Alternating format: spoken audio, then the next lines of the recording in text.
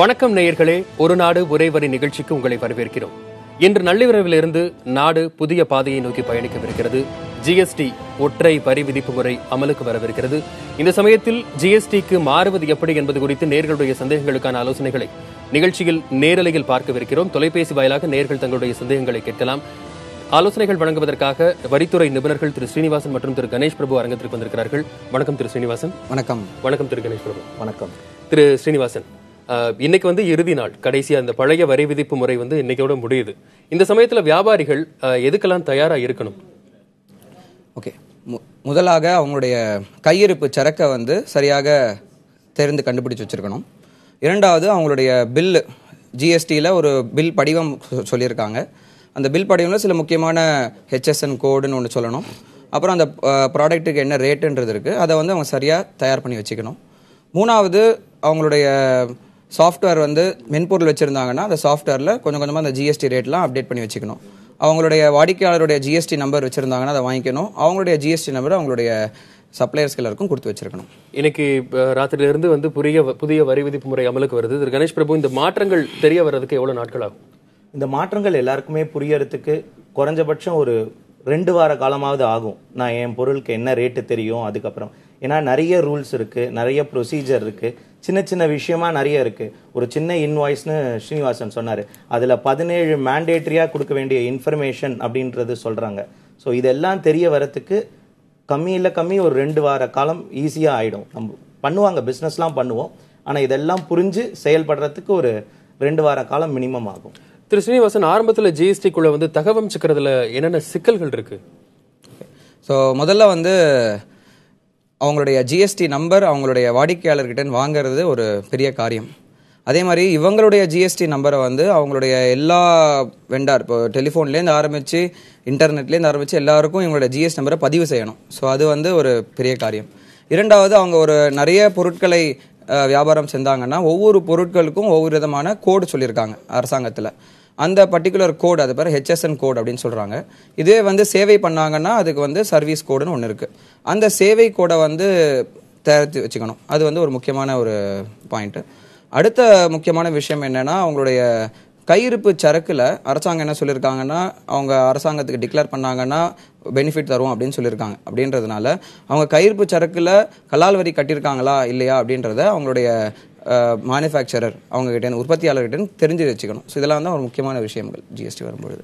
அதே மாதிரி இப்போ பழைய ஸ்டாக்ஸ் வச்சிருக்கிறவங்க இப்போ ஒரு ரீசெண்டா 1 இயருக்கு முன்னாடி கூட வாங்கி இருந்திருப்பாங்க, அதுக்கும் பழைய ஸ்டாக்ஸ் எல்லாம் வச்சிருந்திருப்பாங்க.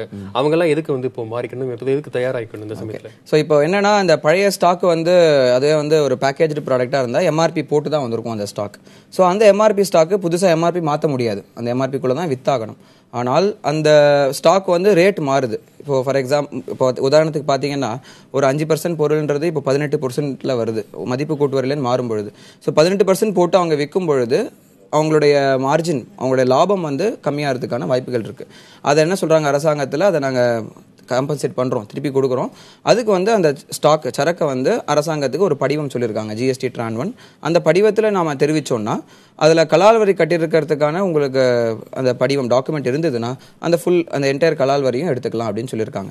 கலால் வரிக்கான டாக்குமெண்ட் இல்லை அப்படின்னா அரசாங்கத்துக்கு அதை டிக்ளேர் பண்ணிவிட்டு அவங்க விற்கும் பொழுது அதில் ஒரு 40% 60% திரும்பி பெற்றுக்கொள்ளலாம் அப்படின்னு ஒரு பயணம் சொல்லியிருக்காங்க. ஸோ அதுக்கு முதல்ல அவங்க பண்ண வேண்டியது அந்த படிவத்தை, ஜிஎஸ்டி ட்ரான் 1 அப்படின்ற ஒரு படிவத்தை சரியாக பண்ணிக்கணும். 12 மாதத்துக்கு முன்னாடி கூட ஸ்டாக் இருக்கலாம். 12 மாதத்துக்கு முன்னாடி இருக்கிற ஸ்டாக்குக்கு அவங்க ஒரு ஒப்பீனியன் என்ன இருக்குன்னா, அவங்களும் அந்த 40% இல்லை 60% பெனிஃபிட் வாங்கலாம் அப்படின்றது சட்டத்தில் இருக்குது. அவங்களுடைய அதை சரியாக ஒரு தடவை பார்த்துட்டு அவங்க அதையும் கிளைம் பண்ணிக்கலாம். ஸோ அதனால் 12 மாதத்துக்குள்ளே தான் வச்சுக்கணுன்ற மாதிரி நிறைய பேர் யோசிச்சுட்டு இருக்காங்க. 12 மாதத்துக்கு முன்னாடி இருக்கிற ஸ்டாக்குக்கும் நீங்கள் அந்த 40% 60% வாங்கலான்றதுக்கு சட்டத்தில் ஒரு வாய்ப்பு இருக்குது. அதை அது சரியாக அவங்க யூஸ் பண்ணிக்கணும். திரு கணேஷ் பிரபு, இன்னும் கூட நான் ஒரு வியாபாரி, எனக்கு ஜிஎஸ்டினா என்னன்னே தெரியாது அப்படின்னு சொல்லக்கூடிய நிறைய பேர் இன்னும் இருந்துட்டு தான் இருக்கிறாங்க. நிறைய பேர் இன்னும் ரெஜிஸ்ட்ரேஷன் ப்ராசஸே தொடங்கல. இப்போ செகண்ட் டைம் ரெஜிஸ்ட்ரேஷன் ப்ராசஸ்க்கு கவர்மெண்ட் கொடுத்துருக்காங்க. அந்த சமயத்தில் கூட இன்னும் நிறைய பேர் ஸ்டார்ட் பண்ணவே இல்லை. அவங்களுக்கெல்லாம் புரிதல் ஏற்படுத்துறதுக்கு அரசாங்க தரப்புல இருந்து என்ன மாதிரியான நடவடிக்கைகள் எடுக்கப்பட்டு வருது? அரசாங்கம் நிறைய வைட் ஸ்ப்ரெட்டா இன்ஃபர்மேஷன் நியூஸ் பேப்பர் மீடியாலெல்லாம் கொடுக்குறாங்க. இதை தவிர தனியாக ஒரு கால் சென்டர் வச்சு எக்ஸ்பிளைன் பண்ணுறாங்க. அந்த கால் சென்டருக்கு வர கேள்விகளுக்கெல்லாம் முடிஞ்ச வரைக்கும் ரிப்ளை பண்ணுறாங்க. அதே மாதிரி ட்விட்டர் சோஷியல் மீடியாலையும் இருந்து அதுலேருந்தும் பதில்கள்லாம் வருது. நிறைய கேள்வி, சுமாராக ஒரு 100 கேள்வி 150 கேள்வி ஒரு நாளைக்கு மேலே ஆன்சர் பண்ணுறாங்க. இது எல்லாம் அவங்களுக்கு வந்து பேசிக் கேள்வியாக தான் இருக்கும். நான் வந்து என் பொருளுக்கு வந்து இந்த ரேட் வருமா, நான் இந்த ஊரில் இருக்கேன், இந்த ஊருக்கு வந்து பொருளை சப்ளை பண்ணுறேன், எனக்கு வந்து எந்த வரும், சிஜிஎஸ்டி வருமா இல்லை எஸ்ஜிஎஸ்டி வருமா, அதே மாதிரி நான் இந்த ஊர்லேருந்து வெளிமாநிலத்தில் இருக்கிற இன்னொரு ஒரு ஊருக்கு சப்ளை பண்ணுறேன், எனக்கு ஐஜிஎஸ்டி வருமா அப்படின்னு இருக்கு. இது எல்லாத்தையுமே அவங்க பார்த்து முடிஞ்ச வரைக்கும் கொடுக்குறாங்க. சரி, தொடர்ந்து பேசலாம். நிகழ்ச்சியின் முதல் நேயர் சென்னையிலிருந்து கண்ணன் அழைத்திருக்கிறார். வணக்கம் திரு கண்ணன், உங்க கேள்வி என்ன? வணக்கம் சார். நான் ஒரு வியாபாரி இல்ல சார், நான் ஒரு ஆர்டினரி பர்சன். நான் வந்து பர்ச்சேஸ்க்காக கடைக்கு போனேன்னா எனக்கு நாளைக்கு வந்து டாக்ஸ் இன்க்ரீஸ் ஆகுதுன்னு சொல்லியிருக்காங்க. இதனால வந்து நிறைய கூட்டம் இருக்கு எல்லா கடைகள்லயும், டிவி கடையிலயோ மொபைல் கடையில எல்லாம் நிறைய கூட்டம் இருக்கு. இது உண்மையா? இந்த ஒரு ரஷ் தேவையா? இது முதல் கேள்வி சார். சரி.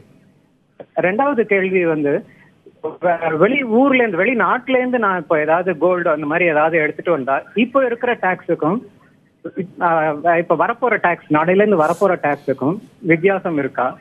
இதனால வந்து இன்னும் கொஞ்சம் கள்ளக்கடத்தல் மாதிரி விஷயங்கள் கூடுதலா ஆகுமா?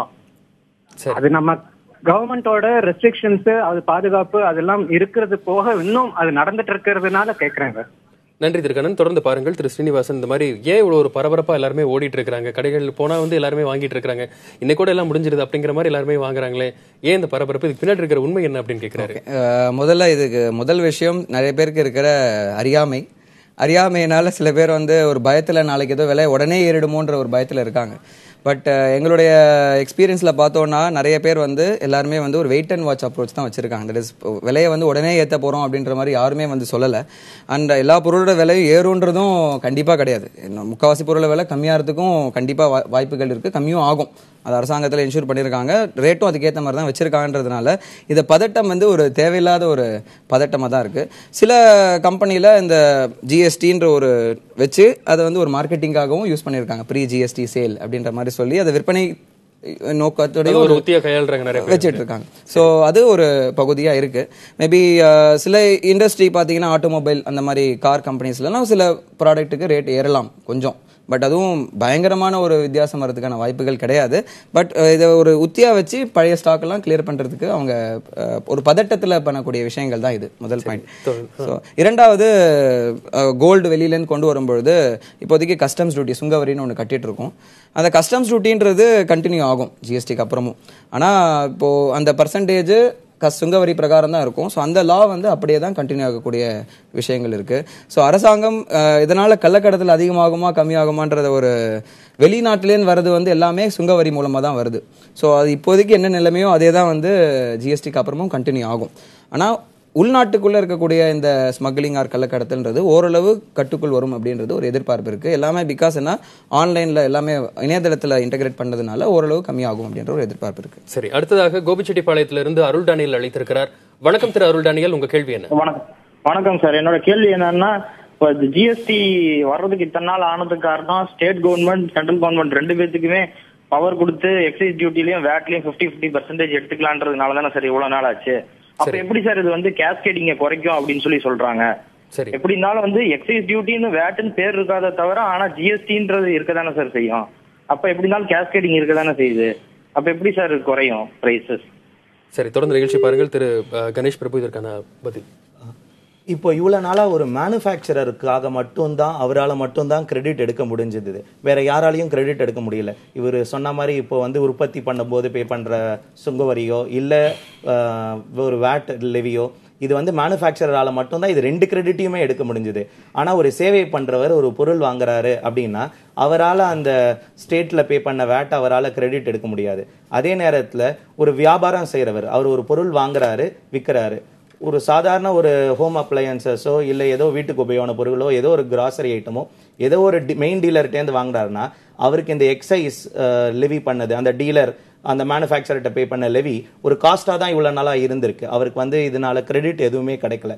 ஸோ அதனால இவங்க கண்டிப்பாக இப்போ இந்த சேவை புரிவர்களுக்கும் அதே நேரத்தில் எல்லா வியாபாரம் செய்கிறவங்களுக்கும் இந்த மத்திய சர்க்காரோட வரியும் மாநில சர்க்காரோட வரியும் ரெண்டு வரியும் எடுக்கலாம் அப்படின்ற ஒரு ஃபெசிலிட்டி கொடுக்கும்போது பொருட்களோட விலை கண்டிப்பாக குறையும்.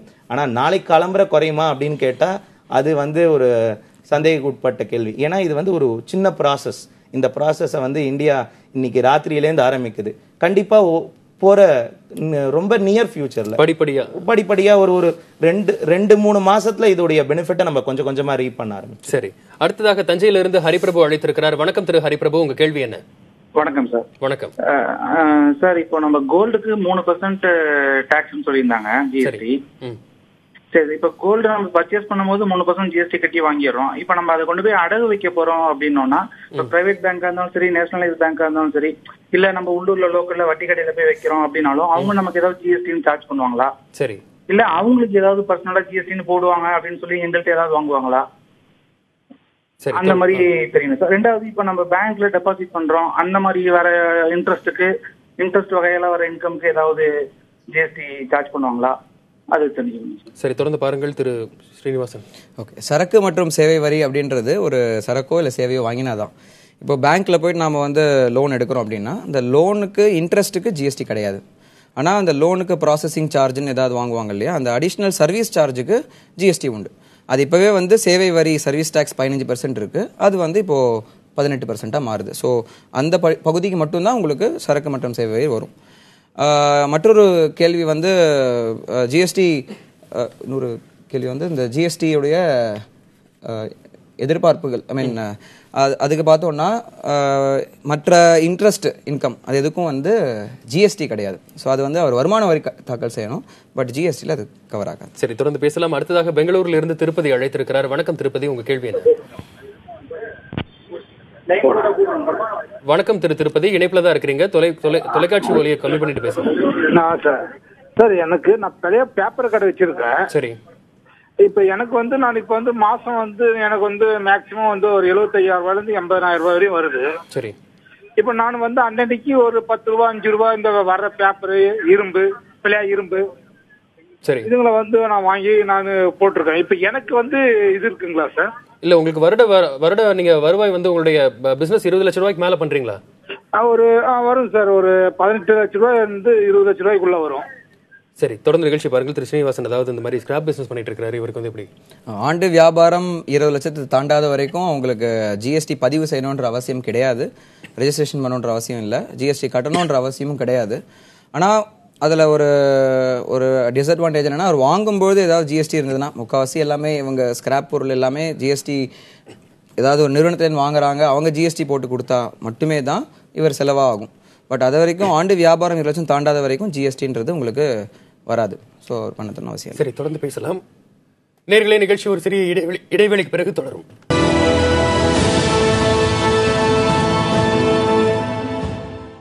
ஒரு நாடு ஒரே வரி நிகழ்ச்சியில் ஜிஎஸ்டி தொடர்பான நேயர்களுடைய ஆலோசனைகள், கேள்விகளுக்கான ஆலோசனைகளை பார்த்துக் கொண்டிருக்கிறோம். தற்போது காஜா மொய்தீன் இணைப்பில் இருக்கிறார், அவரோடு பேசலாம். வணக்கம் திரு காஜா மொய்தீன், உங்க கேள்வி என்ன?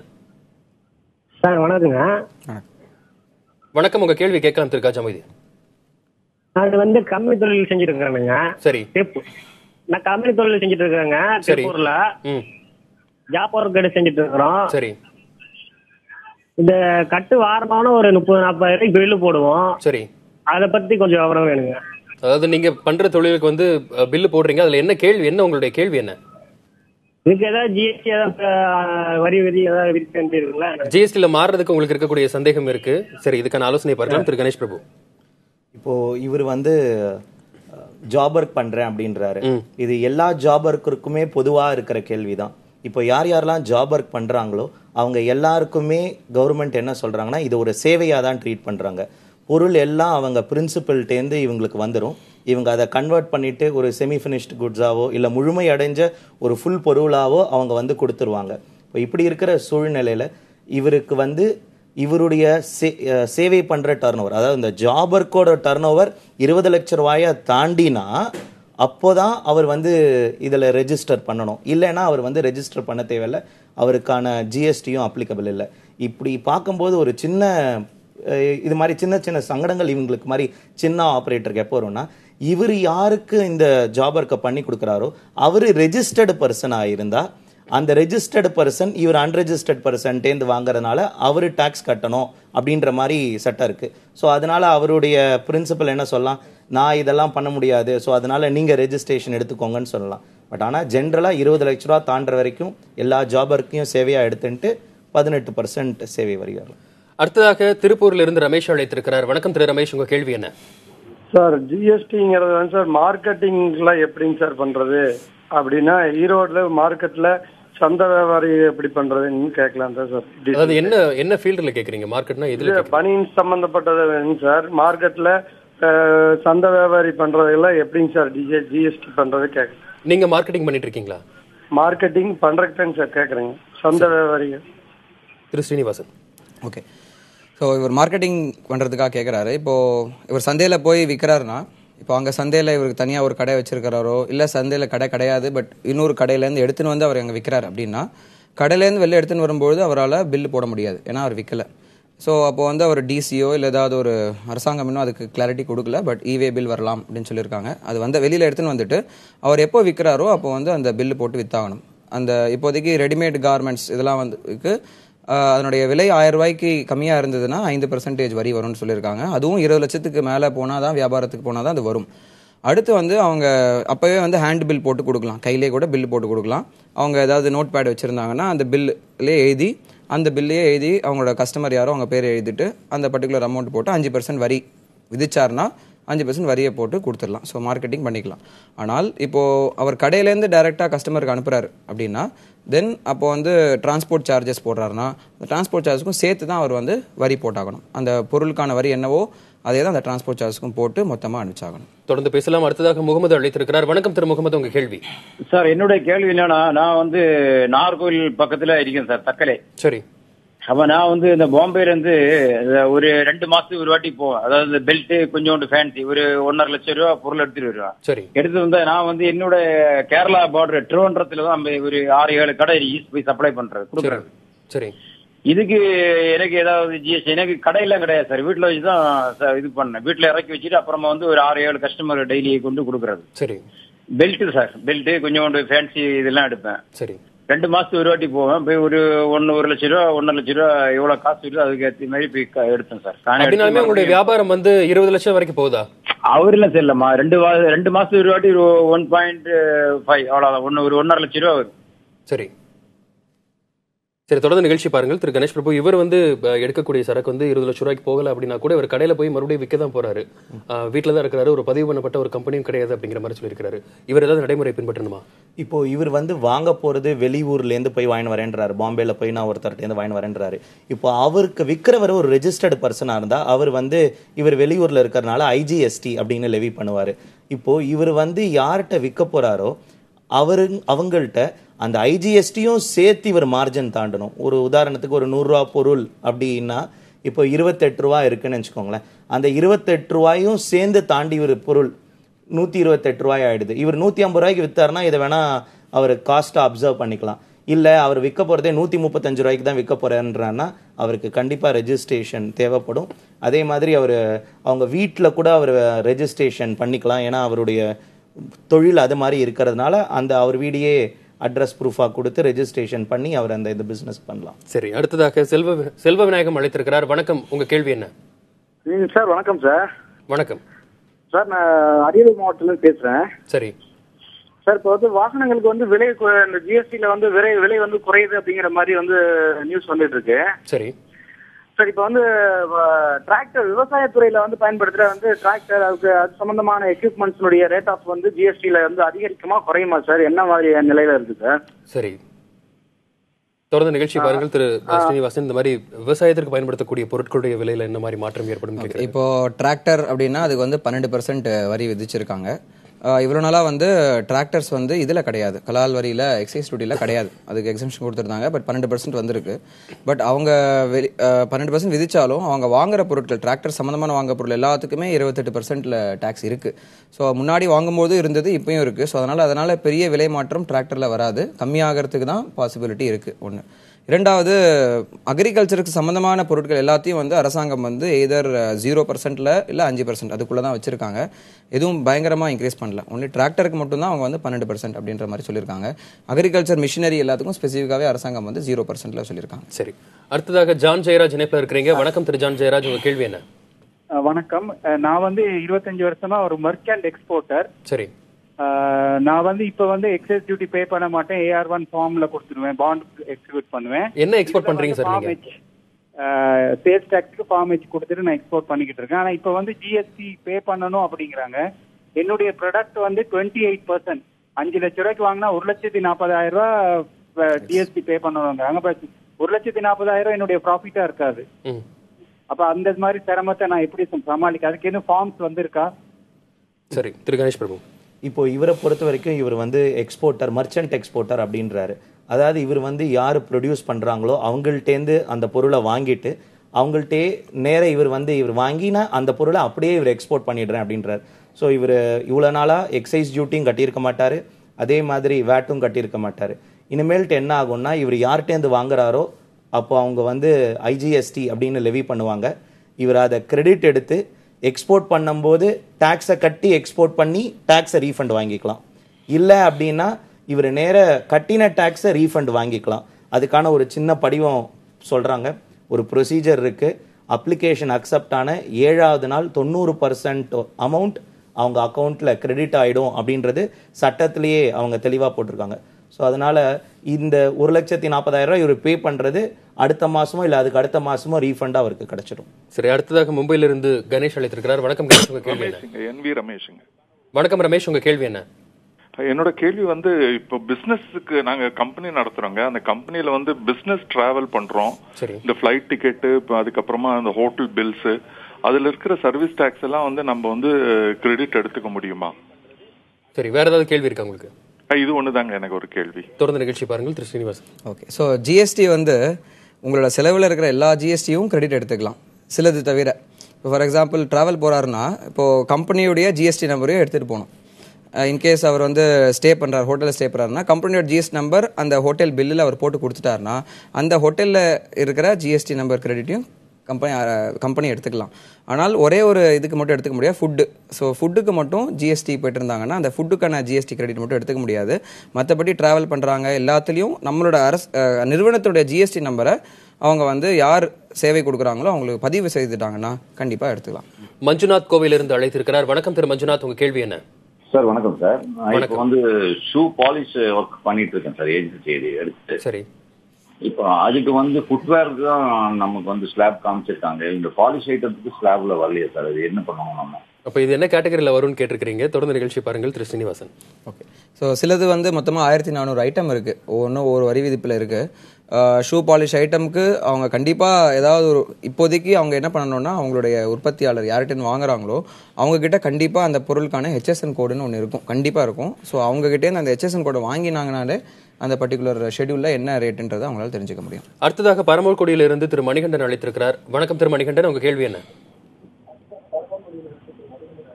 மணிகண்டன், டிவி வால்யூம் கம்மி பண்ணிட்டு நீங்க பேசுங்க. வணக்கம், உங்க கேள்வி என்ன? சரிங்க சார், இது நாங்க கூல்ட்ரிங்க்ஸ் ஐட்டம் மாதிரி வாங்கி பண்றோம் சார். என்ன பண்றீங்க? மெயின் டீலர் இருந்து வாங்குவோம், வாங்கி ஒரு 10 ரூபா ஒரு 15 ரூபா மாதிரி வச்சு கமிஷன் மாதிரி போடுவோம். சரி, ஒரு மாசத்துக்கு 60,000-70,000 ரூபாய்க்கு வியாபாரம் பண்ணுவோம் சார். சரி, இப்போ வந்து புதுசா இப்ப இனிமே வந்து இந்த மதுரை சைட்ல இருந்து பாதாம் பால் இந்த மாதிரி பொருட்கள் வாங்கி பண்ணலாம் அப்படின்னு ஒரு ஐடியா இருக்கு. சரி, அப்படி பண்ணோம்னா இப்ப ஜிஎஸ்டி எடுக்கணுமா சார்? இல்ல, உங்களுடைய வியாபாரம் வந்து ஆனா 20 லட்சம் ரூபாய்க்கு கம்மியா தானே வருது இல்லையா? ஆமா சார், கம்மியா தான் வருது. இப்ப ஆனா அதே தெரியல சரியா, அதுக்கான வழிமுறைகள் தெரியல, அதான் கேக்குறேன் எப்படி எடுக்க. சரி, நீங்க என்ன பொருள்ல நீங்க வந்து வியாபாரம் பண்றீங்க? Cool drinks item sir. Cool drinks item பண்ணிருக்கீங்க. சரி, தொடர்ந்து நிகழ்ச்சி பாருங்கள் திரு கணேஷ் பிரபு. இப்போ இவர் கூல்ட்ரிங்க்ஸ் அப்படின்னு சொல்றாரு. இவருடைய சொல்ற ஸ்பெசிஃபிக் ப்ராடக்ட் வந்து 28% டேக்ஸ் ஆகுது. இப்போ 28% டேக்ஸ் ஆகிற ஒரு ப்ராடக்ட் இவருடைய டீலரோ ஹோல்சேலரோ யார்கிட்டேருந்து வாங்குறாரோ அவங்க பில்லு போட்டு தான் கொடுக்க போறாங்க. இப்போ இவருக்கு வந்து அந்த ப்ராடக்ட்ல ஒரு 35%க்கு மேல மார்ஜின் இருக்குன்னா வேணா அந்த காஸ்ட்டை இவர் வந்து ஒத்துண்டு விற்கலாம். இல்லைன்னா இவருடைய டர்ன் ஓவர் 20 லட்சம் ரூபாய்க்கு கீழே இருந்தாலும் இவருடைய டீலரோ டிஸ்ட்ரிபியூட்டரோ யார்கிட்டேருந்து வாங்குறாரோ அவர்கிட்டேருந்து வாங்குற பில்லில் கிரெடிட் எடுத்து அதுக்கப்புறம் இவருடைய மார்ஜின் 5 ரூபா 10 ரூபாயோ என்ன ஆட் பண்ணுறாரோ ஆட் பண்ணி விற்றாதான் இவரால் நிஜமான ஒரு லாபத்தை பார்க்க முடியும். அவருடைய டர்ன் ஓவர் 20 லட்ச ரூபாய்க்கு கீழே இருக்கனாலையும் இருந்தாலும் இவருடைய ப்ராடக்டோட ரேட் நிறைய இருக்குது அப்படின்றதுனால இவர் ரெஜிஸ்ட்ரேஷன் எடுத்தால் தான் இவருக்கு பெனிஃபிட். ரேட்டை மாற்றி தான் வைக்கணும். இவர் கண்டிப்பா இவர் ரெஜிஸ்ட்ரேஷன் எடுத்து தான் ஆகணும். இவரால் ரெஜிஸ்ட்ரேஷன் எடுக்காம இவரால் விற்க முடியாது. வித்தாருன்னா அவருக்கு கையை விட்டு நிறைய காசு போற மாதிரி இருக்கும். அந்த லாபம் இவ்வளவு நல்லா கிடைச்ச லாபம் அவருக்கு இனிமேல்ட்டு கிடைக்காது. சரி, அடுத்ததாக வேலூர்ல இருந்து மோகன் அழைத்திருக்கிறார். வணக்கம் திரு மோகன், உங்க கேள்வி என்ன? ஹலோ, வணக்கம் திரு மோகன், கேள்வி கேட்கலாம். சார், இப்போ வீட்டுல அம்மா மகளிர் இது மாதிரி சேரி வியாபாரம் பண்ணிட்டு இருக்காங்க சார். சரி, அது இது வரைக்கும் எதுவுமே இதுவெல்லாம் கட்டினது இல்லைங்க. ஒரு மாசம் ஒரு 50 ரூபா இல்ல 60 ரூபா சேல்ஸ் பண்றாங்க. சரி, அது இதுக்கு நாங்க எதனா இப்போ ஜிஎஸ்டி எதனா கட்டினாங்களா என்ன ஏது? இது வரைக்கும் லைசன்ஸ் எல்லாம் எதுவும் கிடையாதுங்க, டின் நம்பர் மாதிரி எதுவும் கிடையாது. சரி, அதனாலதான் அதோட டவுட் உங்களுக்கு கேட்கலாம். அம்மா பண்றாங்க, அம்மா மட்டும் தான் பண்றாங்க, கடலை எதுவும் கிடையாது, வீட்டோட பண்றாங்க லேடிஸ் வரலாம். இது கணக்கில் கொள்ளப்படுமா அப்படின்னு கேட்டிருக்கீங்க. தொடர்ந்து நிகழ்ச்சி பாருங்க திரு ஸ்ரீனிவாசன். 50-60,000 ரூபாய் தான், கிட்டத்தட்ட ஒரு 8 லட்ச ரூபா 9 லட்ச ரூபாய்க்குள்ள தான் பண்றாங்க. தமிழ்நாடு மதிப்பு கூட்டு வரி பிரகாரமும் 10 லட்சம் கொடுத்துருக்காங்க. ஜிஎஸ்டியில் அந்த 10 லட்சம்ன்றது 20 லட்சம் ஆயிடுது. ஸோ அதனால இவர் அப்புறம் அக்கௌண்ட்ஸ் வச்சுக்க வேண்டியது எல்லா பிஸ்னஸ்க்குமே உரிய விஷயங்கள். அதை தவிர இவர் தனியாக பதிவு செய்யணும், ஜிஎஸ்டியில் ரெஜிஸ்டர் பண்ணணுன்ற அவசியம் கிடையாது. சரி, அடுத்ததாக சென்னையில இருந்து சங்கர் அழைத்திருக்கிறார். வணக்கம் திரு சங்கர், உங்க கேள்வி. வணக்கம் சார். வணக்கம். சார், நான் கார்பெண்டரி ஒர்க் பண்ணிட்டு இருக்கேன். சரி, ஒரு சின்னதாக ஷாப் மாதிரி வச்சிருக்கேன். சரி, இப்போ அதுல நான் வெளியே ஹோல்சேல்ல நான் வாங்கி நான் ரீட்டைல்ல என்னோட கஸ்டமருக்கு நான் இண்டிவிஜுவலா என்னோட லேபர் வச்சு எக்ஸ்ட்ரா வச்சு சேல்ஸ் பண்றேன். சரி, இப்போ வரைக்கும் என்கிட்ட டின் நம்பரோ இல்ல ஜிஎஸ்டி நம்பரோ எதுவுமே கிடையாது, பேன் நம்பரோ எதுவுமே கிடையாது. சரி, இப்போ நான் என்ன சார் பண்ணலாம்? உங்களுக்கு வியாபாரம் ஒரு ஆண்டுக்கு எவ்வளவு போகுது? உங்களுக்கு இணைப்பு துண்டிக்கப்பட்டிருக்கு. அதாவது இப்போ அவருடைய வியாபாரம் டர்ன் ஓவர் எவ்வளோன்னு சொல்லலை அவரு. இப்போ அவருடைய வியாபார டர்ன் ஓவர் 20 லட்ச ரூபாய்க்கு மேலே போகுது அப்படின்றதுனா கண்டிப்பாக அவர் ரெஜிஸ்டர் பண்ணி தான் ஆகணும். ஆனால் அவருடைய வியாபார டர்ன் ஓவர் 20 லட்ச ரூபாய்க்கு கீழே இருக்குது அப்படின்னா இந்த ப்ராடக்ட் இவர் சொல்கிற ப்ராடக்ட் ஃபர்னிச்சர் 18% இவர் ப்ராடக்ட் டேக்ஸ் ஆகுது. இவர் யார்கிட்டேருந்து மரம் வாங்க போகிறாரோ அவரும் அவருக்கு டேக்ஸ் பண்ண போகிறாரு. ஸோ அப்படி இருக்கிற பட்சத்தில் இவர் ரெஜிஸ்ட்ரேஷன் எடுக்கணும். 20 லட்ச ரூபாயை தாண்டினா மட்டும்தான் அந்த ரெஜிஸ்ட்ரேஷன் மேண்டேட்ரி ஆகும். இது ஜென்ரலாகவே இப்போ எல்லாருக்கிட்டையுமே இருக்கிற இந்த ஒரு query. நான் எல்லாருமே ரெஜிஸ்டர் பண்ணமா? இன்னைக்கு இந்த ஜிஎஸ்டி மாறதுனால எல்லாருமே புது மாற்றம் இன்னைக்கு தான் தெரிய வருது. ப்ராடக்ட்டுக்கு நம்ம எவ்வளோ டேக்ஸ் கட்டியிருக்கோன்றதும் எல்லாருக்கும் தெரிய வருது. இன்னைக்கு தான் எல்லாருமே நான் ரெஜிஸ்டர் பண்ணமா அப்படின்றது வராங்க. ஸோ அதனால எல்லாருக்குமே ஜென்ரலாக சொல்ல வேண்டியது என்னன்னா, 20 லட்ச ரூபா வரைக்கும் உங்கள் டர்ன் ஓவர் இருக்குன்னா சாதாரணமாக நீங்கள் ரெஜிஸ்டர் பண்ண தேவையில்லை. ஒரு 4-5 ஸ்பெஷல் கண்டிஷன் சொல்கிறாங்க, அந்த ஸ்பெஷல் கண்டிஷனில் மட்டும் பண்ணால் மட்டும் போதும். சரி, அடுத்ததாக மதுரையில இருந்து ராஜா அழைத்திருக்கிறார். வணக்கம் ராஜா, கேள்வி என்ன? வணக்கம்ங்க. நான் இந்த பெயிண்ட் பிரஸ்ங்க, அதாவது வீட்டுக்கு வெளியடிக்கிற பெயிண்ட் பிரஸ் ஒரு தயாரிப்பாளர்கிட்ட நான் வாங்கி கடை கொண்டு சேல்ஸ் பண்றேங்க. பிரஷ்? ஆமாங்க, பிரஷ். ஆல்ரெடி நான் டின் நம்பர் எடுத்துருக்கேங்க. இப்போ ஜிஎஸ்டியில் ஃபார்ம் பண்ணியாச்சுங்க. சரி, இப்ப நம்ம கடைக்கு எடுத்துக்கொண்டு சப்ளை பண்றாங்க வாகனத்துல, ஆமணி வேன்ல. இப்ப அதுக்கு எது ஃபார்ம் தேவைங்களா? அது எப்படி? அதுக்கு மேனுவல் பில் தெரியும், ஓகேங்க, அது மேனுவல் பில் போட்டுக்கலாம். சரி, அதுக்கு எது ப்ராப்ளம் இருக்குங்களா? நீங்க பணம் ரெஜிஸ்டர் பண்ணிட்டீங்க இல்லையா? ஆல்ரெடி ரெஜிஸ்டர் பண்ணிட்டு இருக்கிறேங்க. திரு ஸ்ரீனிவாசன், ஓகே. கடைக்கா போய் கொடுக்கும் பொழுது நார்மலாக அவர் அவருடைய கடையில் அவர் வீட்டிலேருந்தோ இல்லை அவருடைய ஆஃபீஸ்லேருந்தோ வெளில எடுத்துகிட்டு போகும்போது ஒரு டிசி மாதிரி எடுத்துன்னு போயிட்டு, இப்போ அரசாங்கம் இவே பில் ஒன்று சொல்லியிருக்காங்க, பட் அது ஒரு 4-5 மாதம் ஆகுன்ற மாதிரி இப்போது சொல்லிட்டாங்க. அது வரைக்கும் ஒவ்வொரு ஸ்டேட் கவர்மெண்ட் ஒவ்வொரு மாநிலமும் அவங்க ஃபார்ம்ஸை கண்டினியூ பண்ணலாம் அப்படின்னு சொல்லியிருக்காங்க. ஸோ இப்போதைக்கு அவர் எடுத்துன்னு போகும்போது ஒரு டிசி மாதிரி எடுத்துகிட்டு போயிட்டு இது அப்பப்போ சேல்ஸ் நடக்கும்போது எங்கே நடக்குதோ அப்போ அவர் பில் போட்டு கொடுத்துட்டா போகிறோம். அவர் இப்போ என்ன நடைமுறை பண்ணிட்டு இருக்காரோ அதே நடைமுறையே கிட்டத்தட்ட கண்டினியூ பண்ணலாம். ஒன்லி திங் என்னன்னா அதில் ஜிஎஸ்டி நம்பரையும் போட்டு தரணும், அவ்வளோதான். ஸோ எதுவும் பயப்படுற தேவையில்லை, எல்லாமே இருக்கிற நடைமுறை தான். அடுத்ததாக கரூர்ல இருந்து பிரபாகரன் அழைத்திருக்கிறார். வணக்கம் பிரபாகரன், உங்க கேள்வி என்ன? சார் வணக்கம் சார். வணக்கம். கரூர்ல மேனுஃபேக்சர் பண்ணிட்டு இருக்கோங்க, அந்த டெக்ஸ்டைல் ப்ராடக்ட் மேனுஃபேக்சர் பண்ணிட்டு இருக்கேன். ஆக்சுவலா எங்களுக்கு என்ன சொன்னாங்கன்னா, யான் பர்ச்சேஸ் பண்ணும்போது 5% ஜிஎஸ்டி வரும்னு சொல்லி சொன்னாங்க. பட் அதுக்கப்புறம் நாங்க மொத்தம் 5 ப்ராசஸ் அதுக்கப்புறம் பண்ண வேண்டியது இருக்கு. அது நாங்க வீவிங் பண்ண வேண்டியது இருக்கு, ஸ்டிச்சிங் பண்ண வேண்டியது இருக்கு, பேக்கிங்லாம் இருக்கு. அதை கவர்மெண்ட் என்ன சொல்லியிருக்காங்கன்னா, இல்ல ஜாப் ஒர்க் சிஸ்டத்துல கொண்டு போகணும் அப்படிங்கிற மாதிரி சொல்லியிருக்காங்க. இப்ப ஜாப் ஒர்க் போகும்போது அது 18% அப்படிங்கிற மாதிரி சொல்றாங்க.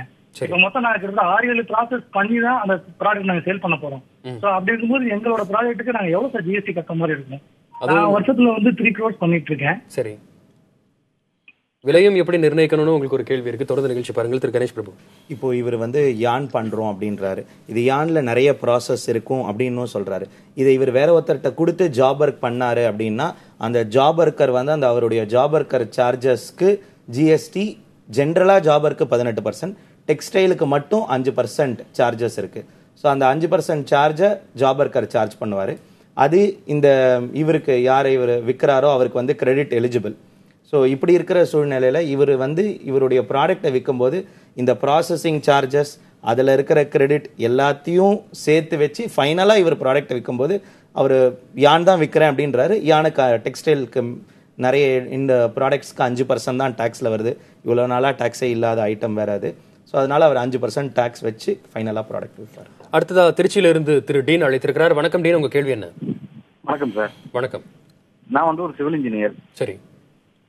நாங்கள் இவ்வளோ நாளாக கன்ஸ்ட்ரக்ஷன் வந்து பார்த்தீங்கன்னா சேல் டேக்ஸ் சர்வீஸ் டேக்ஸ்லாம் எதுவும் எடுக்காமலாம் பண்ணிட்டு இருக்கோம். இயர்லி டர்ன் ஓவரில் 8% ப்ராஃபிட் டிக்ளேர் பண்ணி அதுக்கு இன்கம் டேக்ஸ் மட்டும் கட்டுவேன். இப்போ எங்களுக்கு எப்படி சார் வரும்? உங்களுடைய வியாபாரம் ஆண்டுக்கு எவ்வளோக்கு நீங்கள் நடத்துறீங்க? நாங்கள் வருஷத்துக்கு ஒரு 4 பில்டிங் நடத்தினாக்கா எப்படி வச்சாலும் மினிமம் 1 crore வந்துடும். சரி, தொடர்ந்து நிகழ்ச்சி பாருங்கள். திரு ஸ்ரீனிவாசன். ஓகே. ஸோ இப்போது வியாபாரம் கண்டிப்பாக 1 கோடி வரும்பொழுது கண்டிப்பாக அவர் ரெஜிஸ்ட்ரேஷன் பண்ணி தான் ஆகணும், பதிவு செய்து தான் ஆகணும் ஜிஎஸ்டிலேயே. அண்ட் பதிவு பண்ணிவிட்டு அவர் வந்து பில்டிங் மாதிரி கட்டி விற்றாருனா லேண்டோட சேர்த்து விற்கும் பொழுது அவருக்கு வந்து 12% ரேட்டும், இதுவே லேண்டு சேர்க்காம வெறும் கன்ஸ்ட்ரக்ஷன் காஸ்ட்டுக்கு மட்டும் அவர் பில் போட்டார்னா அதுக்கு வந்து 18% ரேட்டும் வச்சுருக்காங்க, வரி விகிதமும் வச்சுருக்காங்க. ஆனால் கண்டிப்பாக அவர் பதிவு செய்து அதை டேக்ஸ் கலெக்ட் பண்ணி கட்டணும். அடுத்து இவர் வாங்குகிற பொருளில் முக்கியமான பொருள் பார்த்தா சிமெண்ட்டு, ஸ்டீல், ஜல்லி, மணல். சிமெண்ட் ஸ்டீல்லாம் முக்கால்வாசி பில்லோட தான் வரும், அதெல்லாம் ஜிஎஸ்டி போட்டு தான் வரும். ஸோ அந்த ஜிஎஸ்டியை இவரால் கிரெடிட் எடுத்துக்க முடியும். இவ்வளோ நாளாக இப்போ பார்த்தீங்கன்னா சிமெண்ட்டுக்கு வந்து 28% ஜிஎஸ்டி இருக்குது, ஸ்டீலுக்கு 18% ஜிஎஸ்டி இருக்குது. இவர் பதிவு செய்யலைன்னா இதெல்லாம் வந்து செலவில் போய் இன்னும் எக்கச்சக்கமாக ஆட் ஆகி உட்காந்துரும். ஸோ அதனால் கம்பல்சரியாக இவர் பதிவு செய்து இந்த கிரெடிட்டை எடுத்துட்டு இவர் பில் பண்ணும்பொழுது அந்த 12%யோ 18%யோ கலெக்ட் பண்ணி கட்டணும். அடுத்ததாக தூத்துக்குடியிலிருந்து ராஜவேல் அழைத்திருக்கிறார். வணக்கம் திரு ராஜவேல், கேள்வியை கேட்கலாம். சார் நான் இப்போ வந்துட்டு சேல்ஸ் டேக்ஸ்ல ஃபார்ம் கே ரிட்டர்ன் ஃபைல் பண்ணிட்டு இருக்கேங்க சார். ஃபார்ம் கேல வந்துட்டு இப்போ நான் பெர்சன்டேஜ் எத்தனைங்கிறது நான் பில்ல மென்ஷன் பண்ணி காட்டக்கூடாது. இப்ப ஜிஎஸ்டி வந்ததுக்கு அப்புறம் இப்ப நான் அதை மென்ஷன் பண்ணி காட்டணுமா இல்ல அது எப்படிங்க சார் பில் பண்ணணும்? நான் தொடர்ந்து நிகழ்ச்சி பாருங்கள். திரு கணேஷ் பிரபு, இப்போ இவர் வந்து கரண்ட்லேயே இவர் வந்து காம்பவுண்டிங் லெவி அப்படின்னு ஒரு இருக்கு, அதே காம்பவுண்டிங் மெத்தட்ல தான் இருக்காரு. ஜிஎஸ்டிலையும் இதே காம்பவுண்டிங் ஸ்கீமையும் வச்சிருக்காங்க. 75 லட்ச ரூபா மேக்சிமமா ஒரு வரமுறை வச்சிருக்காங்க.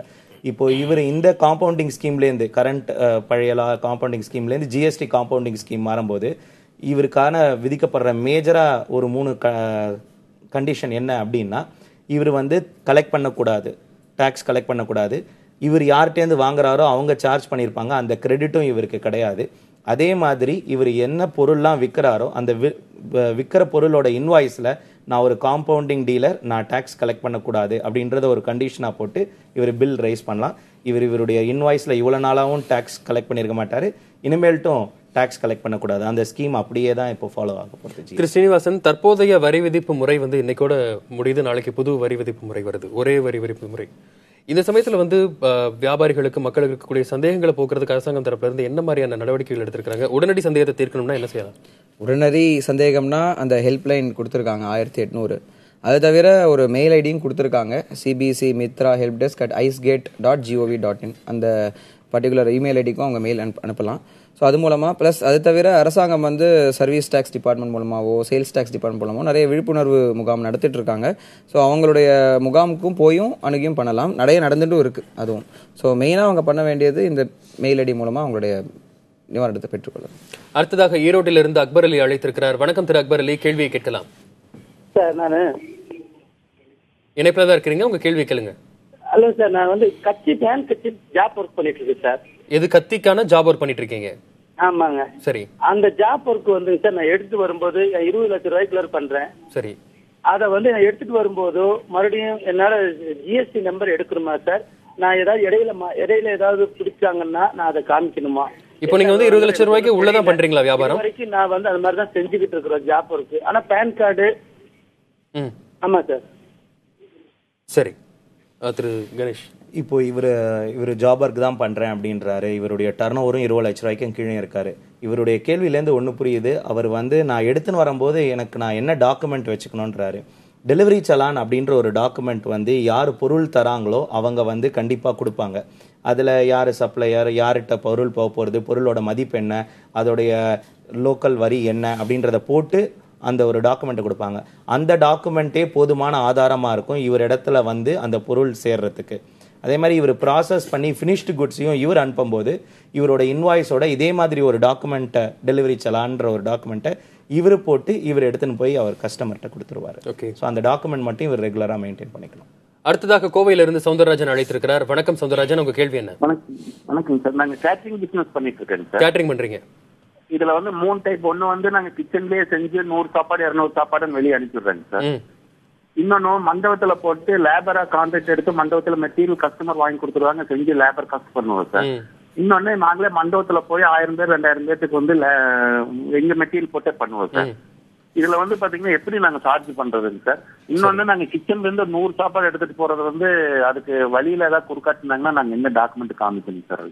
திரு ஸ்ரீனிவாசன், நாங்க வந்து எவ்வளவு முதல்ல சார்ஜ் பண்றது அப்படிங்கறதே இவருக்கு வந்து எந்த வரையறைக்குள்ள வருவோங்கிறதே தெரியாம இருக்கு.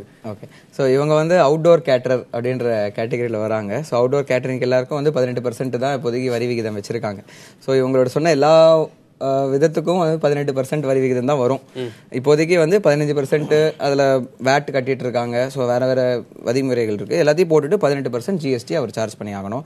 அவர் எடுத்துன்னு போகும்போது கணேஷ் பிரபு சொன்ன மாதிரி டிசி போடணும், இன்வாய்ஸ் போட்டு எடுத்துட்டு போகணும். ஸோ யாருக்கு எடுத்துட்டு போறாங்களோ அந்த இடத்துக்கு இன்வாய்ஸும், அந்த இடத்துக்கு போகும்போது டிசி டெலிவரி செலானையும் எடுத்துட்டு போனா போறோம். இன்னும் சில கேள்விகள்லாம் கேட்டிருந்தாரு. மெட்டீரியல்ஸ் எங்க மெட்டீரியல்ஸ் வச்சு யூஸ் பண்ணும்போது வந்து ஏதாவது மாறுபடுமா அப்படிங்கிற மாதிரிலாம் நிறைய கேட்டிருந்தாரு. இல்ல, அவர் 3 விதமான மாடல் சொன்னாரு. அந்த 3 விதமான மாடலுக்கும் ஒரே பதில் தான். எல்லாமே அவுட்டோர் கேட்டரிங்ல தான் வருது. சர்வீஸ் அந்த 3 விதத்துல இருக்கு. பட் எல்லாத்துக்கும் அவருடைய சார்ஜஸ் என்னவோ அதுக்கு வந்து 18% வந்து வந்துடும்.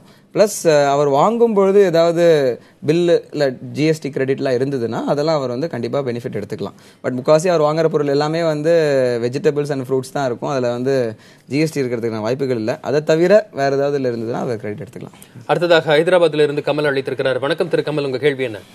சார் வணக்கம் சார். வணக்கம் சார். நாங்கள் இப்போ வீட்லயே புடவை வியாபாரம் பண்ணிட்டு இருக்கோம் சார். குழாய் புடவை புடவை புடவை ஹைதராபாத் இருக்கோம் சார். நம்ம தமிழ்நாடுல பர்ச்சேஸ் பண்றோம், பெங்களூர்ல பர்ச்சேஸ் பண்றோம், சரி, சூரத்ல பர்ச்சேஸ் பண்றோம். வருஷத்துக்கு 20 லட்சத்துக்கு கம்மியா இருந்தா கூட இப்ப அவங்க பில்லிங் பண்றவங்க ஜிஎஸ்டி டாக்ஸ் கேக்குறாங்க சார். சரி, நீங்க இப்ப வந்து ரெஜிஸ்டர் பண்ணிருக்கீங்களா? உங்களுடைய பிசினஸ் வந்து ரெஜிஸ்டர் பண்ணப்பட்டவனா? क्वेश्चन வந்து வீட்ல எனக்கு இப்ப ஸ்டாக் இருக்கு சார். இப்ப ஸ்டாக் இருக்கிறது வந்து அது எப்படி சார் டாக்ஸ் பே பண்ணுமா? தொடர்ந்து நிகழ்ச்சி பாருங்கள். திரு கணேஷ் பிரபு அதாவது 20 லட்சம் ரூபாய்க்கு உள்ளதான் பண்றேன் அப்படிங்கிறாரு. ஆனா இவர் பொருள் வாங்குறவங்க வந்து ஜிஎஸ்டில ரெஜிஸ்டர் பண்ணிருக்காங்க அப்படின்னு சொல்றாரு. ஸோ ஸ்டாக்கும் கையில இருக்கிறத சொல்றாரு. இப்போ இவர் வந்து இவருடைய டர்ன் ஓவர் கம்மியா இருந்தாலும் 20 லட்ச ரூபா கீழே இருந்தாலும் இவர் யார்கிட்ட இருந்து வாங்க போறாரோ அவங்க எல்லாம் இவருக்கு வந்து வரி விதிப்பாங்க. இவரு திருப்பியும் அதுதான் கிரெடிட் எடுக்கணும் அப்படின்னா ரெஜிஸ்டர்டு பர்சனா இருந்தா மட்டும்தான் கிரெடிட் எலிஜிபிள். இல்லைன்னா ஸ்ட்ரைட்டா எலிஜிபிள் இல்லைன்னு நேர செக்ஷன்லேயே சொல்றதுனால இவர் கண்டிப்பா ரெஜிஸ்ட்ரேஷன் எடுக்கணும். இவருடைய இன்னொரு கேள்வி என்னன்னா, என்கிட்ட கையில இப்போ கொஞ்சம் இருப்பு ஸ்டாக் இருக்கு சார்.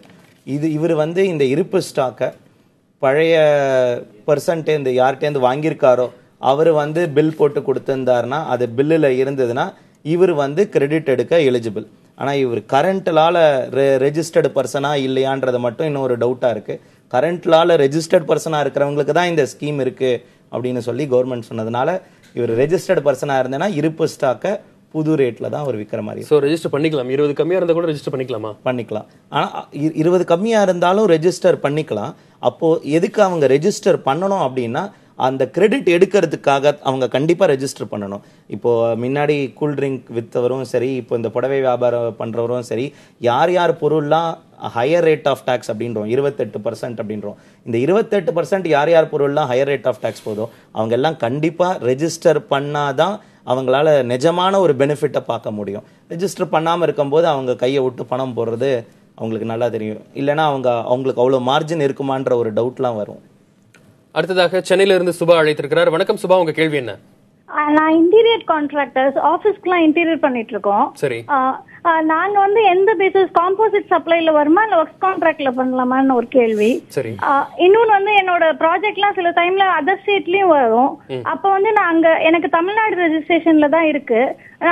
அந்த ப்ராஜெக்ட்டுக்கு நான் ஆந்திரால போய் ரெஜிஸ்டர் பண்ணிட்டு அங்க வேலை பண்ணணுமா இல்ல இந்த தமிழ்நாடு ரெஜிஸ்ட்ரேஷன் வச்சே பண்ணலாமா? நீங்க இன்டீரியர் டிசைன் கான்ட்ராக்ட் எடுத்து பண்ணிட்டு இருக்கீங்க? டிசைன் இல்ல, ஒர்க் கான்ட்ராக்ட் கார்பென்ட்ரி, பெயிண்டிங் அதெல்லாம் பண்ணிட்டு இருக்கோம். ஆபீசஸ்க்குலாம் சேர்ஸ்லாம் சப்ளை பண்ணி அதுலயே கான்ட்ராக்ட் டர்ன்கி கான்ட்ராக்ட்ஸ் பண்ணிட்டு இருக்கோம். சரி, இது என்ன கேட்டகரியில வரும்னு கேட்டிருக்கீங்க. தொடர்ந்து பாருங்க நிகழ்ச்சியை. கான்ட்ராக்ட்ல பண்ணலாமா இல்ல ஒரு காம்போசிட் சப்ளைங்கிற இதுலயே போயிடணுமா? 28% ரேட் ஆஃப் டாக்ஸ் வருது, அதுல போடணுமா? இன்டீரியர் ஒர்க்ஸ் எடுத்து பண்ணி கொடுத்துட்டு இருக்கேன். நான் எந்த கேட்டகரியில வருவேன்னு ஒரு நேயர் கேட்டிருந்தாங்க. அதற்கான ஆலோசனை. அவங்க வந்து ஒரு நிலையான தட் இஸ் இமூவபிள் ப்ராப்பர்ட்டி சம்பந்தமா பண்றதுனால அவங்க வந்து 18% அந்த விதியிலே போய்க்கலாம். லேண்ட்ல இன்வால்வ் ஆகல. ஸோ அதனால அவங்க ஒர்க்ஸ் கான்ட்ராக்ட்லேயே பதிவு செய்து அதிலே 18%லேயே அவங்க போய்க்கலாம். வாங்கும்போது இருக்கிற கிரெடிட் இல்லாமல் எடுத்துக்கலாம். அடுத்ததாக மயில் வாகனம் அளித்திருக்கிறார். வணக்கம், உங்க கேள்வி என்ன? சார், நாங்க குடியாத்துல கைத்தறி வியாபாரம் பண்றோங்க. உங்க கேள்வி? நாங்க என்னுடைய கேள்வி வந்து நாங்களே நூல் வாங்கி சாயம் போட்டு கூலி கொடுத்துட்டு சாயம் போடுறோம். அதே மாதிரி தறி நெசவு செய்யறதுக்கு தறிக்காரருக்கு நேரடியா கூலி கொடுக்குறோம். இந்த கூலி, அதாவது சாயம் போடுற கூலிக்கும் இல்ல நெசவால் நேரடியா கொடுக்குற கூலிக்கும் நாங்க வந்து ரிவர்ஸ் சார்ஜ் மூலமா நாங்க டாக்ஸ் கட்டணுமா? ரிவர்ஸ் சார்ஜ் மெக்கானிசம் 5%, எங்களுக்கு டிஎஸ்டி டாக்ஸ் 5% வருது. ஏன்னா 1000 ரூபாய்க்குள்ள இருக்கிறதுனால. ஸோ இந்த கூலிக்கும் நாங்க 5% ஆர்சிஎம் டாக்ஸ் கட்டணுமா? சரி, இந்த ஜாப் ஒர்க் பண்ற கூலி வந்து என்ன கேட்டகரியில வருதுன்னு கேக்குறாரு. அதுக்கு வந்து கட்டணுமா அப்படின்னு கேக்குறாரு. இப்போ ஜாப் ஒர்க் பண்றது டெக்ஸ்டைலா இருந்தா ஜென்ரலா 5%. இவர் வந்து சில ஸ்பெசிபிக் இதுக்கு மட்டும் எக்ஸம்ஷன் கொடுத்துருக்காங்க. அந்த எக்ஸம்ஷன்ல இந்த இது வந்ததுன்னா இவர் கைத்தறி அப்படின்றாரு. ஸோ கைத்தறியை வந்து டாக்ஸ் பண்றதுக்கு கவர்மெண்ட் தயாரா இல்லை. ஸோ கைத்தறியோட ஜாப் ஒர்க்குக்கு எக்ஸம்ஷன் இருக்குதான்னு பார்க்கணும். இருந்திருந்ததுன்னா அந்த எக்ஸம்ஷன் இவருக்கு வந்து எலிஜிபிலிட்டியாக இருக்கும். அப்போ வந்து இவர் ரிவர்ஸ் சார்ஜ் அப்படின்றார். அதாவது இவர் ஒரு சர்வீஸ் ப்ரொவைடராக டாக்ஸ் கேட்கல. இவர் நான் வந்து நான் இதை ஒருத்தருக்கு கொடுக்குறேன், ஜாப் ஒர்க் கொடுக்குறேன், அவருக்கு நான் பே பண்ண போகிறேன், அதுக்கு நான் கட்டணுமா அப்படின்றது தான் ரிவர்ஸ் சார்ஜ். அதுக்கு வந்து இவர் வந்து கட்ட வேண்டாம். அந்த எக்ஸம்ஷன் இருந்ததுன்னா முன்னாடி கொடுத்திருந்தாங்க, இப்போ எக்ஸம்ஷன் இருக்கான்றது நேற்று ராத்திரி கொடுத்த லிஸ்ட்ல செக் பண்ணிடணும். அடுத்ததாக வேலூர்ல இருந்து லட்சுமி இணைப்புல இருக்கிறீங்க. வணக்கம் லட்சுமி, உங்க கேள்வி என்ன? வணக்கம் சார். வணக்கம். வணக்கம் சார். வணக்கம், உங்க கேள்வியை கேட்கலாம். சார், நான் ஓன் பிசினஸ் பண்றேன் சார். ஓன் பிசினஸ் பண்றீங்க? நிகழ்ச்சி பார்த்துட்டு இருக்கேன் சார். சரி, என்ன எதுல பிசினஸ் பண்றீங்க நீங்க? ஜவுளி வியாபாரம் தான் சார். ஜவுளி. வருஷத்துல 8 லட்சம் இருந்து 10 லட்சம் வரல இருக்கும் சார். சரி. இது ரெஜிஸ்டர் பண்ணணும்னு இப்ப சொல்றீங்க, ப்ரோக்ராம் பார்த்துன்னு இருக்கேன். சரி, எப்படி பதிவு பண்ணும் சார்? எப்படி பதிவு பண்ணணும்னு கேக்குறீங்க? தொடர்ந்து நிகழ்ச்சி பாருங்கள். திரு ஸ்ரீனிவாசன் 8 இருந்து 10 லட்சம் ரூபாய் வரைக்கும் நாங்க வந்து வியாபாரம் பண்றோங்கிறாங்க. பதிவு பண்ண வேண்டிய அவசியம் இருக்குதா, இல்ல பதிவு பண்ணலாமா? ஓகே, ஸோ முன்னாடி சொன்ன மாதிரி அவங்க கிரெடிட் எடுக்கணும் அப்படின்னு எடுத்தாங்கன்னா பதிவு பண்ணணுன்ற இல்ல, அந்த கிரெடிட் அப்படிங்கிறது வந்து ஒரு பெருமளவான ஒரு பெனிஃபிட் நமக்கு கொடுக்க போதா? அது வந்து இவங்களுடைய வியாபாரத்தில் பார்த்தா ரொம்ப பெரிய அளவில் அந்த தாக்கம் இருக்காது. ஏன்னா முதல்ல 5% நார்மல் புடவைக்கெல்லாம் வருது. அது முக்கால்வாசி பொருட்கள் எல்லாமே 5% தான் இருக்கு. ஸோ பெருமளவில் அந்த கிரெடிட் வந்து இவங்களுடைய வியாபாரத்தில் வரதுக்கான வாய்ப்புகள் ரொம்ப ரொம்ப ரொம்ப கம்மியாக இருக்கிறதுனால பதிவு பண்ணணுன்ற அவசியம் இல்லை. பட் அப்படி பதிவு பண்ணணும்னு நினைச்சாங்கன்னா தென் வந்து அதுக்கு வந்து அரசாங்கம் வந்து ஒரு இணையதளம் சொல்லியிருக்காங்க, gstn.gov.in. அந்த இணையதளத்தில் அவங்க வந்து பதிவு பெற்றுக்கொள்ளலாம். அது வந்து ரொம்ப சுலபமான முறை தான். இவங்களே கூட ஆன்லைன்லேயே போய் நார்மலாக ஒரு அக்கௌண்ட் ஓபன் பண்ற மாதிரி இவங்களே எளிமையில எல்லாருமே பண்ணிட முடியும். அடுத்ததாக கோவையில இருந்து ராஜேந்திரன் அழைத்திருக்கிறார். வணக்கம் திரு ராஜேந்திரன், உங்க கேள்வியை கேட்கலாம். சார், நான் வந்து ஒரு இன்ஜினியரிங் இண்டஸ்ட்ரி ரன் பண்ணிட்டு இருக்கேன். சரி. 60 லட்சம் ரூபாய் வருஷத்துக்கு டர்ன் ஓவர் பண்றேங்க. சரி. மேனுஃபேக்சரர் கிட்ட நான் ரா மெட்டீரியல் வாங்குறேன். ஆனா எனக்கு சென்ட்ரல் எக்ஸைஸ் கிடையாது. சேல்ஸ் டாக்ஸ் மட்டும் நான் வந்து வேட் மட்டும் நான் வந்து கிளைம் பண்ணிக்கிறேன். இனிமேல் வந்து இப்போ ஜிஎஸ்டி இருக்கிறதுனால அந்த சென்ட்ரல் எக்ஸைஸ் அமௌண்ட்டும் ஒரே டாக்ஸ்ங்கிறதுனால அந்த சென்ட்ரல் எக்ஸைஸ் அமௌண்ட் அதுல இன்க்ளூட் ஆனதுனால எனக்கு அந்த சென்ட்ரல் எக்ஸைஸ் அமௌண்ட்டும் இனிமேல் எனக்கு கிரெடிட் எடுக்கிறதுக்கு சான்ஸ் இருக்குங்களா? சரி, திரு கணேஷ் பிரபு இதற்கான ஆலோசனை. இப்போ இவர் வந்து நான் மேனுஃபேக்சர்ட்டேருந்து வாங்குறேன்றாரு. இவ்வளோ நாளாக இவரால் கிரெடிட் எடுக்க முடியாமல் இருந்தது. ஆனால் இனிமேல்ட்டு இவரால் கிரெடிட் எடுக்க முடியும். அதே மாதிரி இவர்கிட்ட ஏதாவது கையிருப்பு ஸ்டாக் இருந்ததுன்னா மேனுஃபேக்சர்ட்டேருந்து வாங்கினதுனால அவர் எக்ஸைஸ் இன்வாய்ஸ் கொடுத்துருப்பாரு. அந்த எக்ஸைஸ் இன்வாய்ஸில் என்ன எக்ஸைஸ் டியூட்டி இருக்கோ அந்த கிரெடிட்டையும் இவர் எடுத்துக்கலாம். இனிமேல்ட்டு இவர் 2 கிரெடிட்டையும் எடுத்துக்கலாம். மேனுஃபேக்சர்ட்டேருந்து வர கிரெடிட்டும் இப்போ மதிப்பு கூட்டு வரி இது ரெண்டும் தான் சிஜிஎஸ்டி எஸ்ஜிஎஸ்டின்னு மாற்றிருக்கும். அதோட கிரெடிட் எடுத்துட்டு இவர் வந்து யூஸ் பண்ணிக்கலாம். அதே மாதிரி இவர் விற்கும் போது அதுக்கேற்ற மாதிரி ப்ராஃபிட்டும் குறைஞ்சிரும். ஓகே, அடுத்ததாக மைசூர்ல இருந்து லட்சுமி அழைத்திருக்கிறார். வணக்கம் லட்சுமி, உங்க கேள்வி என்ன? சார், நாங்க டின் நம்பர் எடுத்திருக்கோம். ஜிஎஸ்டி வந்து தனியா பண்ணணுமா சார்? நாங்க அப்பளம் வியாபாரம் பாக்குறோம். என்ன அப்பளமா? அப்பளம் சார், எங்களுக்கு தமிழ்நாட்டுல இருந்து இங்க மைசூருக்கு வருது சார். கர்நாடகா டிஸ்ட்ரிக்ட் இது. சரி. நாங்க இப்ப வந்து டின் நம்பர் எடுத்திருக்கோம். அது நாங்க வந்து ஜிஎஸ்டின்றது வேற தனியா பண்ணணுமா சார்? வியாபாரம் எவ்வளவு பண்றீங்கம்மா? நாங்க வியாபாரம் வந்து நீங்க 20 லட்சம் சொல்லிருக்கீங்க, நாங்க மாசத்துக்கு 1.5 லட்சம் பண்ணுவோம் சார். சரி, கிட்டத்தட்ட அந்த 20 லட்சம் நெருங்கி வர்றாங்க. தனியா பண்ணணுமா சார்? அப்புறம் வந்து இந்த சாப்பிடுறோம்ல சார், அந்த இலை எடுத்திருக்கோம், இலைக்கு ஜிஎஸ்டி உண்டா சார்? சரி, நீங்க தொடர்ந்து நிகழ்ச்சியை பாருங்கள் திரு சார். சார் நாங்க வெளியூருக்கு வியாபாரத்துக்கு போறோம். இல்ல அதான் நீங்க தமிழ்நாட்டுல இருந்து எடுக்கிறீங்க, நீங்க வெளி மாநிலத்துல இருக்கிறீங்க, அதனால நீங்க கணக்குல வருமா என்ன மாதிரி அப்படின்னு கேக்குறீங்க தானே? இல்ல சார், நாங்க இங்க கர்நாடகாவில இருந்து சின்ன சின்ன ஊர்களுக்கு வியாபாரத்துக்கு போறோம். அப்ப வந்து அவங்க வந்து டின் நம்பர் எடுத்திருந்தா தான் நாங்க அவங்களுக்கு சப்ளை பண்ணலாமா, இல்ல நாங்க டின் நம்பர் எடுத்தாலும் எடுக்கலைனாலும் சப்ளை பண்ணலாம்? சரி பாருங்க, தொடர்ந்து நிகழ்ச்சி பாருங்கள் திரு ஸ்ரீனிவாசன். ஓகே, அப்பளத்துக்கு இப்போதைக்கு ரேட் வந்து 0 சொல்லிட்டாங்க. 0% தான், அப்பளத்துக்கு டாக்ஸே கிடையாது இப்போ. ஆனா வந்து வேற ஏதாவது வித்தாங்கன்னா அப்பளம் தவிர அவங்க சொன்னாங்க இலை விற்கிறோன்னு சொன்னாங்க, அதுக்கு ரேட் செக் பண்ணணும் என்னன்றது. பட் அதுக்கு டாக்ஸ் இருந்ததுன்னா இது ரெண்டும் சேர்த்து 20 லட்சம் தாண்டினா தான் முதல்ல இவங்களுக்கு வந்து ரெஜிஸ்ட்ரேஷன் கம்பல்சரி வருது. ஆனால் முக்காசி அப்பளம்ன்றது 0% போனதுனால இவங்களுக்கு பதிவு பண்ணணுன்ற அவசியம் கிடையாது. ஆனால் இப்போ தமிழ்நாட்டு டின் வச்சிருக்காங்க, நான் வந்து தனியாக ஒரு அந்த கேள்விக்கு தனியாக திருப்பி ஜிஎஸ்டிக்கு மாற்றம் பண்ணணும்னா கண்டிப்பாக பண்ணணும். இப்போ அதுக்கு தான் அந்த ஜிஎஸ்டிஎன் இணையதளம் சொல்லியிருக்காங்க. அந்த இணையதளத்தில் உங்களுடைய டின் நம்பர் அதில் வந்து அவங்க எப்படியும் ஒரு ஆன்லைனில் தான் வச்சுருப்பாங்க அந்த பாஸ்வேர்டை. அந்த பாஸ்வேர்டை நீங்கள் வச்சுக்கிட்டு அந்த ப்ரொவிஷனல் ஐடின்னு ஒன்று வந்திருக்கும், அந்த ப்ரொவிஷனல் ஐடியை வச்சு நீங்கள் ஜிஎஸ்டிஎனுக்கு மாற்றிக்கொள்ளலாம். சரி, நிகழ்ச்சி நிறைவுவதுக்கு வந்துட்டோம். அரங்கத்திற்கு வந்து பல்வேறு விதமான ஆலோசனைகள் கொடுத்த மிக்க திரு ஸ்ரீனிவாசன் மிக்க நன்றி. திரு கணேஷ் பிரபு மிக்க நன்றி. நேர்களை மீண்டும் மற்றொரு நிகழ்ச்சியில் சந்திப்போம். வணக்கம்.